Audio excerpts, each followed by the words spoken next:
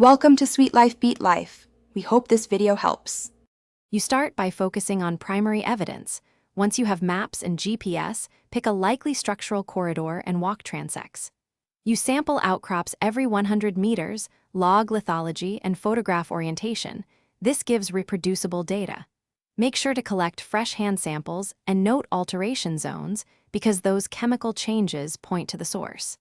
Keep one clear hypothesis per traverse and refine it immediately when new mineralization patterns emerge, so your search narrows logically.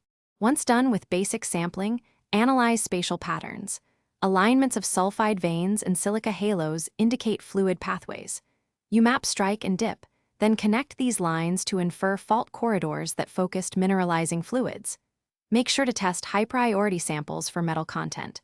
Low-tech portable assays speed decisions and validate visual cues. As you trace veins uphill or toward intersection points, you converge on the feeder. This is why structural mapping and sequential testing are critical. You finalize by targeting the inferred feeder. Sample the intersection of multiple veins and the most altered rock, because that's the highest probability zone. Once you collect cores or deeper samples, send them for assays and petrography to confirm the mother lode. Lab data tells you why mineralization concentrated there. If assays disagree with field expectations, re-examine your structural model and sampling density. Make sure you didn't miss a controlling fault or younger overprint that obscures the source. Thanks for watching. Consider subscribing if we helped you.